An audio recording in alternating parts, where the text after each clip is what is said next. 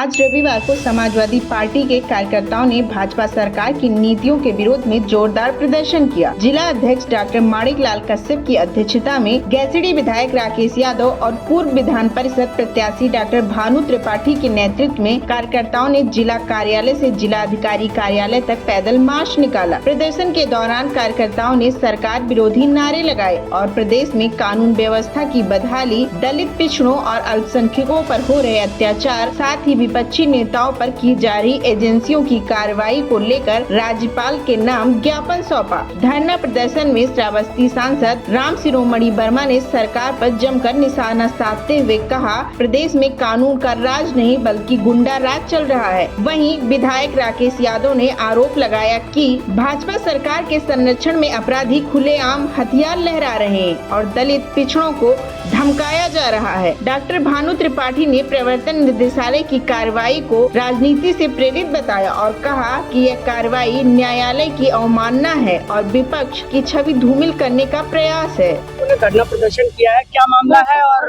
किन किन बिंदुओं पे आप लोगों ने आज ज्ञापन वगैरह सौंपा है?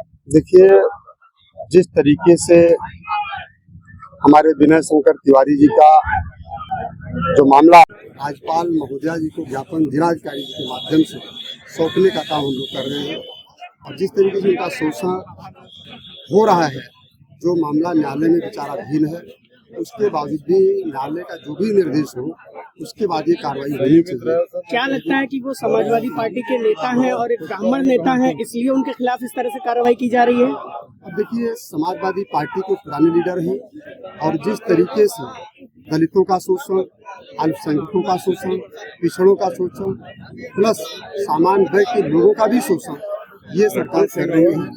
और आज हमें लगता है कि सरकार को इस तरीके से भी हमारे राज्यसभा सांसद जी के खिलाफ जिस तरह के तमाम लोगों ने सड़कों पर इस तरीके से उल्टा सीधा भाषण देना, राष्ट्रीय ध्वज को गाली देना, ये तमाम इस तरीके से हमें लगता है कानून का राज नहीं है।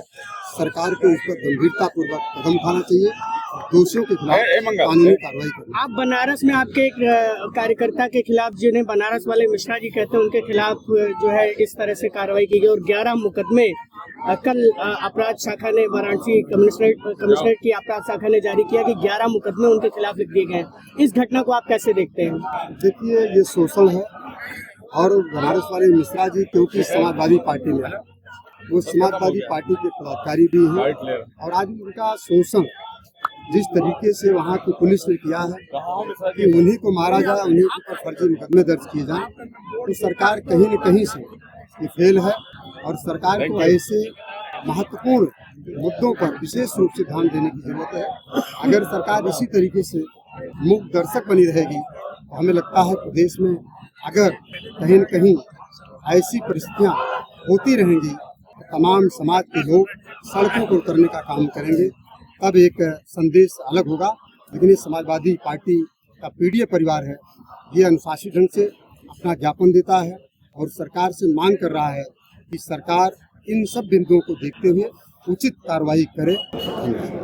आप देख रहे हैं कि भारतीय जनता पार्टी एक ऐसी पार्टी है जो अमर्यादित शब्दों का शब्दकोश बन गई है। जिस तरह विपक्ष के नेताओं के खिलाफ अमर्यादित भाषा का प्रयोग किया जाता है, उसी तरह मनमाने गढ़न से सरकारी संस्थाओं का दुरुपयोग करके उनके कार्यकर्ताओं और नेताओं का उत्पीड़न कर दिया जाता है और नवरात्र के दिन हरशंकर बाबा के हाथे पर छापा मार करके हमारे नेता और पूर्व विधायक आदरणीय विनय शंकर तिवारी को बिना कोई आरोप लगाए गिरफ्तार कर दिया गया, जिसकी आज तक सरकार की तरफ से कोई भी कानून में सफाई नहीं दी गई है, जिसकी हम घोर निंदा करते हैं और राज्यपाल को ज्ञापन दे करके इस सरकार को राष्ट्रपति के माध्यम से मांग करता हूं बर्खास्त किया जाए, क्योंकि कानून व्यवस्था के नाम की कोई चीज रही नहीं। विधायक जी, जब जो है मामला कोर्ट में है और कंसोलिडेशन कोर्ट ने जो है इसमें तमाम तरह के ऑर्डर्स पास किए हैं और लोन दिया गया है, तो इसमें कोर्ट का आदेश कुछ नहीं है, सिर्फ उन्होंने जो कोर्ट का आदेश है उसका उन्होंने वहाँ पे कोर्ट में जवाब भी दे रखा है और कोर्ट से अभी कोई निर्णय नहीं आया है। जिस तरह मनमाने तरीके से सुबह 5 बजे किसी राजनीतिक परिवार के यहाँ छापा मार करके गिरफ्तार कर लेना, ये पूर्णतः राजनीतिक देश की भावना से है, क्योंकि गोरखपुर में अगर सत्ता का विरोध कोई करता है और योगी जी के मनमाने तरीके से जो विरोध करता है तो हरिशंकर तिवारी जी के परिवार के लोग और समाजवादी पार्टी के कार्यकर्ता के लोग, उसी का नतीजा है कि कानून में ये कार्रवाई की गई है। और बुलडोजर कहीं भी संविधान में कोई ऐसी व्यवस्था है? सब विपक्ष के लोग के लिए बुलडोजर है और उनके लोग जो भी कह दें उनके लिए वो माला पहनाते हैं।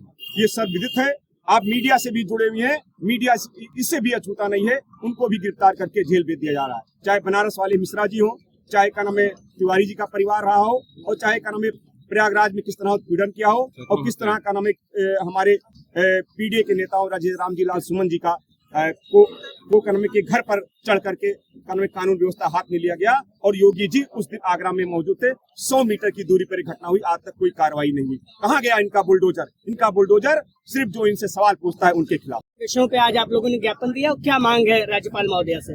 आज हम लोगों ने प्रदेश में जो डबल इंजन की सरकार चल रही है, इसके द्वारा जो सभी समाज का उत्पीड़न किया जा रहा है, खास करके पीडीए समाज का, हमारे अल्पसंख्यक समाज का, हमारे ब्राह्मण समाज का, ईडी सीबीआई पुलिस को लगा करके उत्पीड़न करके हमारे पूर्व विधायक आदरणीय विनय शंकर तिवारी जी को नवरात्र के पहले दिन फर्जी मामले में गिरफ्तार कर लिया जाता है। मामला माननीय न्यायालय में विचाराधीन है। उसके उपरांत भी ये कार्रवाई की जाती है, उनके हाथे को गिराने का काम किया जाता है जो उनके उसमें है। आज तक नहीं गिरा। जैसे उनको जेल में डाला गया वैसे हाथा गिर गया। 300 ब्राह्मणों से ऊपर ब्राह्मणों की हत्या की गई इस सरकार में। सबसे ज्यादा अगर हत्या किसी की हुई तो ब्राह्मण समाज के लोगों की हुई। सबसे ज्यादा मुकदमा अगर लिखा गया तो मुस्लिम समाज के लोगों के ऊपर लिखा गया। सबसे ज्यादा बुलडोजर चलाया गया। कहाँ है? कई बार न्यायपालिका ने भी इस पे प्रश्न चिन्ह उठाया कि जो है बुलडोजर अनैतिक है। उसके बाद भी जबरन जो है ऐसी कार्रवाई की जाती है। फर्जी मामले, फर्जी जो है ईडी और सीबीआई। जब मुंसिफ ही कातिल ही मुंसिफ है तो न्याय की उम्मीद किससे की जाएगी? इसी उसमें हम लोगों ने माननीय राज्यपाल महोदय को एक ज्ञापन दिया है कि हमारे लोगों के मुद्दे को शंकर तिवारी का मुद्दा हो या किसी और का मुद्दा हो, इस पे योगी सरकार पूरी तरह से चुप है। इस पर आप लोग क्या कहेंगे? नहीं, सेना के मुद्दे पर तो बिल्कुल चुप। सेना के मुद्दे पे पूरे प्रदेश में कहीं नहीं बोल रहे। आपने देखा होगा अपराधियों की लिस्ट आप देख लीजिए, सबसे ज्यादा सेना के वर्ग के लोग। समझ रहे हैं आप उस बात को? सेना का तात्पर्य, हम अपनी फौज की बात नहीं कर रहे। जी जी। कितने मुकदमे हैं लेकिन उसको सार्वजनिक नहीं किया। हमारे मंडल में तमाम ऐसे सेना के लोग हैं जिनके ऊपर तमाम मामले हैं लेकिन उसको नहीं उठाया जाता। अभी कोई अल्पसंख्यक वर्ग का व्यक्ति है, कोई ब्राह्मण समुदाय का व्यक्ति है, तुरंत मुकदमा दर्ज हो जाएगा, तुरंत फर्जी उत्पीड़न हो जाएगा। अभी मिश्रा जी को देख लीजिए, आपने अभी पूछा कि 11 मुकदमे और लिख गए। कैसे लिख गए? वो अब व्यक्ति जेल में था, 11 मुकदमे और जीडी पे चढ़ गए। तो ये सरकार का जो है अन्याय है और ये सरकार जो है उत्पीड़न करने का काम कर रही है। ब्राह्मण समाज को जागने की जरूरत है और अगर वो जागेगा तो परिवर्तन अवश्य लेकर आए। समाजवादी पार्टी क्या कहती है? मेरा मूल सवाल ये है कि सरकार की चुप्पी कैसे देखते हैं? सरकार की चुप्पी वो उत्पीड़न करवा रही है। सरकार की चुप्पी यही है कि पीडीए समाज का, सामान्य वर्ग का, वंचित वर्ग का, अल्पसंख्यक वर्ग का उत्पीड़न करवा रही है। यही उसकी चुप्पी है। सरकार के सह में हो रहा। भाजपा एक शब्द कहा कि जब कातिल ही मुंसिफ है तो न्याय की उम्मीद कहाँ से की जाए? भाजपा जिला अध्यक्ष का कहना है कि उनके सरकार में ईडी खुलकर काम कर रही है और आपके भेद खुल रहे हैं तो आप जो है नहीं, सरकार बदलेगी और ईडी और सीबीआई जो अध्यक्ष जी कह रहे हैं उस पे हमें यही कहना है कि ईडी और सीबीआई का दुरुपयोग करके, पुलिस का दुरुपयोग करके आप कब तक सरकार चलाओगे? जनता ने मूड बना लिया है परिवर्तन का और जब जनता परिवर्तन चाहेगी तो परिवर्तन हो जाएगा। वो ईडी और सीबीआई और पुलिस नहीं रोक सकती। यही पुलिस और ईडी और सीबीआई फिर वहां पे खड़ी दिखाई देगी आप। बहुत बहुत